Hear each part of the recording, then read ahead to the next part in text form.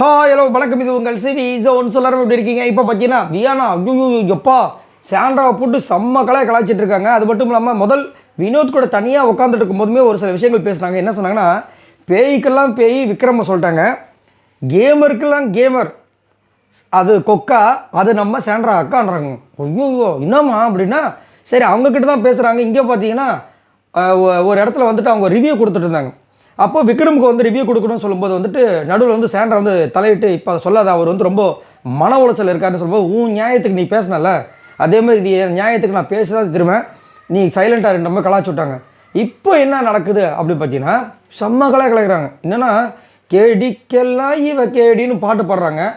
நிறைய விஷயங்கள் அதையெல்லாம் பார்க்கலாம். அதுக்கு முன்னாடி பார்க்குற எல்லாருமே நம்மளோட சேனலை சப்ஸ்கிரைப் பண்ணிட்டு பாருங்கள், லைக் பண்ணுங்கள், கமெண்ட் பண்ணுங்கள், ஷேர் பண்ணுங்கள். இப்போ வாங்க இந்த வீடியோக்குள்ளே போகலாம். ஸோ வியானா வந்ததுலேருந்து பார்த்தீங்கன்னா பயங்கர உக்கரமாக இருக்காங்க. ஏன்னா அந்த விக்ரம் மேலேயும் சாண்ட்ரா மேலேயும் மட்டும்தான் ரொம்ப அதிகமாக இருக்காங்க. சபரியை வந்து லிட்ரலாக மிக்சர் அப்படின்ற மாதிரி தான் வந்து கலாச்சிட்டு இருக்காங்க. ஏன்னா அவங்களோட அக்காவே சொன்னாங்களா, வெளியே எப்படி இருக்கானோ அப்படியே தான் உள்ளே இருக்கான், ஏதாவது கேம் விளையாட சொல்ல வேண்டியதான அளவுக்கு சொல்லியிருக்காங்க போல. அதை வந்து சொன்னாங்க. வினோத் வந்து கொஞ்சம் பாராட்டினாங்க, நீங்கள் கரெக்டாக இருக்கீங்க, ஜென்யூனாக இருக்கீங்க, மூஞ்சிக்கு நேராக பேசின விஷயங்கள் தான் வந்து பின்னாடியும் பேசுகிறீங்கன்ற மாதிரிலாம் சொல்லிட்டு இருந்தாங்க. அரோரா பற்றியில் பெருசாக எதுவுமே சொல்லலை. ஸோ அவங்க வெளியில் பார்த்த விஷயங்களை வச்சு அவங்களுக்கு ஒன்று தோணும்ல. இப்போ வந்து சாண்ட்ரா என்ன கலாய்க்கிறாங்கன்னா, இப்போ ஆக்சுவலாக இன்றைக்கி நைட்டு 12 மணியோட ரெண்டு பேர் நான் வந்து இழுத்துட்டு போகிறேன் அப்படின்ற மாதிரி சொல்லியிருக்காங்க. அது மேக்ஸிமம் ப்ராங்காக தான் இருக்கும், இல்லைனா நேரம் வந்துட்டு அப்டேட் வந்திருக்கும். ஸோ என்ன கிண்டல் பண்ணுறாங்கன்னா, அதை வந்து முதலே விக்ரமும் கலாய்ச்சார். இவங்க வருவாங்களாம், வந்து 2 பேர் கூப்பிட்டு போவாங்களாம், அப்புறம் இன்னொருத்தர் வருவாராம், அவர் 2 பேர் கூப்பிட்டு போவாங்களாம். அப்போ இந்த பிக் பாஸ் யார் தான் விளையாடுறது அப்படின்னு கலாய்ச்சி விட்டாங்க. இப்போ என்ன சொல்கிறாங்கன்னா, நான் நைட்டு வந்து உங்கள் காலை அப்படியே பிடிச்சி பெட்டோடு இழுத்துட்டு போயிடுவேன், வந்துடணும் அப்படி மாதிரி சொல்லி கலாய்க்கும் போது சாண்ட்ரா வந்துட்டு, சரி இங்கே உட்காரு, ஏதோ சொன்னியே அதை சொல்லலாம் கொஞ்சம் அப்படின் போது இவங்க பக்கத்தில் உட்காந்து ஒரு பாட்டு பாடுறாங்க. கேடிக்கெல்லாம் இவ கேடி அப்படின்னு பாட்டு பாடுறாங்க. இவங்க அப்படியா அப்படின்னு சிரிக்கிறாங்க. அதுக்கப்புறம் என்ன சொல்கிறாங்கன்னா, அங்கே இந்த பிரஜன் போனல நீ, பிரஜன் வந்துட்டு இந்த வீட்டை விட்டு போகிறதுக்கு அந்த காரில் ஏறல, அந்த வாரத்தில் நீ தான் ஹைலைட்டே அப்படியே பார்க்குறாங்க. ஓ ஒர்க் அவுட் ஆகுதா அப்படின்ற மாதிரி யோசிக்கிறாங்க போல இருக்குது. அதுக்கப்புறம் பார்த்தீங்கன்னா அடுத்த வாரம் பிரஜன் போனதுக்கப்புறமா சட்ட சாண்ட்ரா, அப்புறம் சோஃபா சாண்ட்ரா அப்படின்னு கலாச்சிட்டே இருக்காங்க.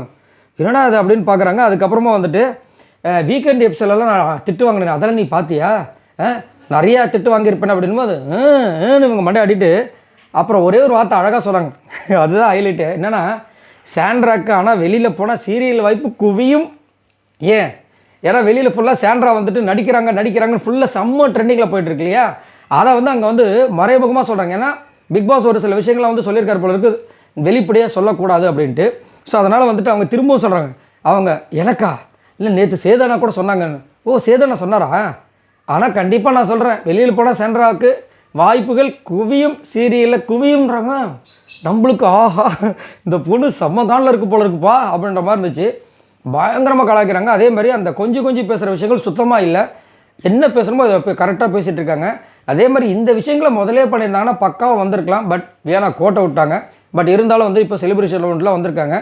இன்றைக்கி நைட்டே போயிடுவேன், இல்லை நாளைக்கு தான் போயிடுவேன், இந்த மாதிரி 2 விதமாக சொல்லிட்டு இருக்காங்க. என்ன நடக்கும்போது பொறுத்து பார்க்கலாம். ஸோ இதை பற்றி உங்களோட கருத்துக்களை சொல்லுங்கள். வியானா சாண்ட்ராவை பயங்கரமாக தாக்குறாங்களே, ஏன் அவங்க வியானா வந்து இப்படி சாண்ட்ராவை தாக்குறாங்க ஒன்றுமே புரியலையே. மறக்காம கமெண்ட்ஸ் பண்ணுங்கள். பாய் நண்பர்களே.